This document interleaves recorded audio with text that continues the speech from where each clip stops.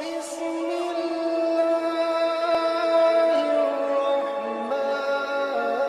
الرحيم اعوذ باللہ من الشیطان الرجیم بسم اللہ الرحمن الرحیم۔ سامعین محترم، آج آپ کے سامنے سجدہ سہو کرنے کا طریقہ کار بیان کریں گے۔ بہت سے دوست احباب بار بار یہ کہہ رہے تھے کہ قبلہ سجدہ سہو کے حوالے سے وہ بات کی جائے، تو آج میں نے یہ ضرورت سمجھی کہ سجدہ سہو کے حوالے سے گفتگو کی جائے۔ تو سجدہ سہو بعض ایسے مقام ہیں کہ جہاں پر سجدہ سہو کرنا واجب ہے، بعض ایسے مقام ہیں کہ جہاں پر سجدہ سہو احتیاط واجب کی بنا پر ہے، اور بعض ایسے مقام ہیں کہ جہاں پر آپ سجدہ سہو دیں تو بہتر ہے، اور اگر آپ نہ دیں تو کوئی حرج نہیں ہے، آپ گنہگار نہیں ہوں گے۔ اب جہاں پر واجب ہے سب سے پہلے ہم اس پر بات کرتے ہیں۔ اس میں سے سب سے پہلا جو مورد ہے، فرمایا اگر کوئی شخص دوسرے سجدے میں سر رکھے اور یہ شک کرے کہ میری چوتھی رکعت ہے یا پانچویں، تو اسے چاہیے کہ وہ اسے چوتھی رکعت قرار دے اور بعد السلام 2 سجدے سہو واجب کی نیت سے جو ہے وہ انجام دے۔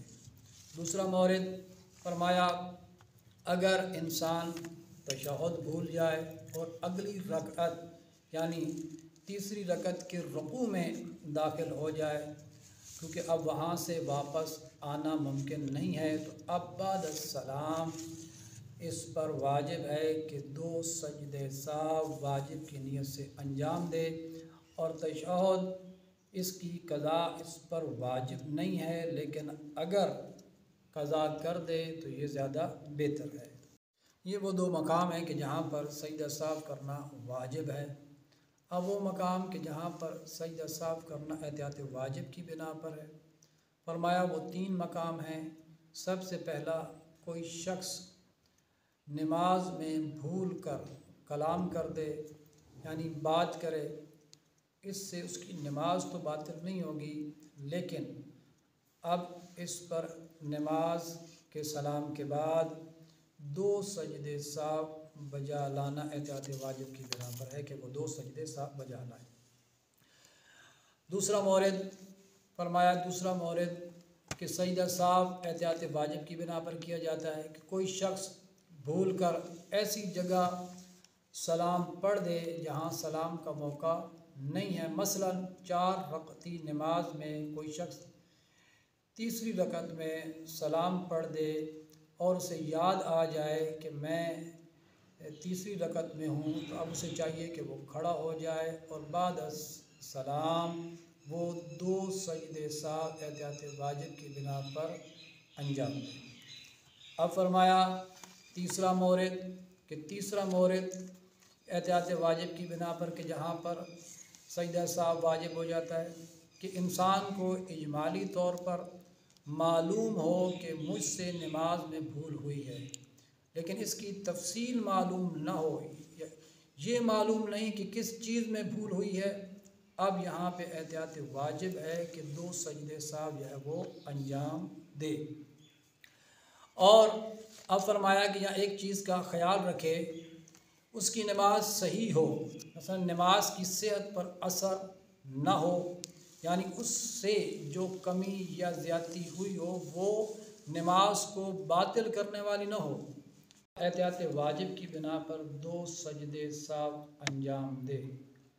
تو اب وہ 2 مورد کہ جو واجب ہے کہ سجدہ سہو انجام دے، اور 3 یہ مورد کہ جس میں احتیاط واجب کی بنا پر جو ہے وہ سجدہ سہو دینا ہوتا ہے، تو یہ ٹوٹل ملا کر 5 مورد ہو گئے ہیں۔ اب اس کے علاوہ اگر نماز میں سہون یا سہو ہو جائے، کمی یا زیادتی ہو جو نماز کو باطل نہ کرتی ہو، تو یہاں پر بہتر ہے کہ سجدہ سہو انجام دے، لیکن اگر انجام نہیں دیتا تو اس کی نماز جو ہے وہ باطل نہیں ہوگی۔ اب رہا یہ سوال کہ سجدہ سہو کرنے کا جو طریقہ کار ہے وہ کیا ہے، تو آئے میں آپ کو سجدہ سہو کرنے کا جو طریقہ کار بتاتا ہوں۔ انتہائی آسان ہے۔ सिंपल सा है, कोई इतनी मुश्किल नहीं है, मुख्तसर सा तशहहुद व सलाम है।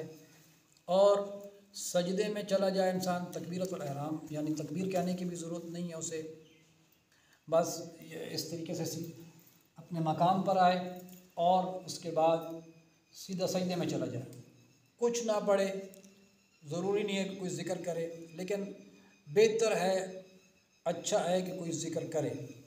और वो ज़िक्र अगर वो सुबहान रब्बियल आला भी पढ़ देता है तो कोई हर्ज नहीं है, तब भी ठीक है। लेकिन अगर वो ज़िक्र जो आम तौर पर बताया गया है कि बिस्मिल्लाहि व बिल्लाहि अस्सलामु अलैका अय्युहन नबिय्यु व रहमतुल्लाहि व बरकातुहू, वो पढ़ दे तो ज़्यादा बेहतर है।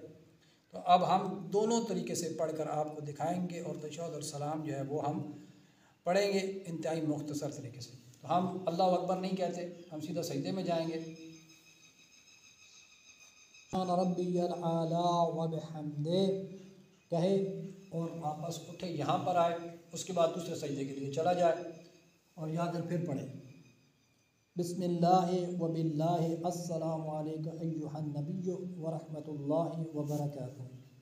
ये कहने के बाद अब यहाँ पर वापस आए और तशहहुद व सलाम इंतहाई मुख्तसर पढ़े, अशहदु अल्ला इलाहा इल्लल्लाह अशहदु अन्ना मुहम्मदर रसूलुल्लाह अल्लाहुम्मा सल्लि अला मुहम्मदिन व आलि मुहम्मद अस्सलामु अलैकुम व रहमतुल्लाहि व बरकातुहू। बस इतना कह देना ये काफ़ी है। अब आप सजदे में 2 मरतबा सुबहान रब्बियल आला व बिहम्दिही पढ़ लें, कोई हर्ज नहीं है।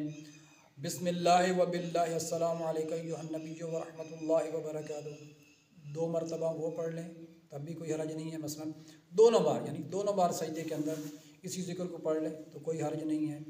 आप ना पढ़ें तब भी कोई हर्ज नहीं है। ये है सजदा साफ़ करने का तरीका, और कब वाजिब होता है, एहतियात वाजिब की बिना पर कब है, और इसके अलावा जितने भी मौरद थे वो आपके सामने पेश कर दिए हैं। दुआ है परवरदिगार आलम से कि खुदावंद मन्नान हमें इस दीन को समझने की, समझ कर इस पर अमल करने की तौफ़ीक़ अता फ़रमाए। वस्सलाम व रहमतुल्लाहि व बरकातुहू।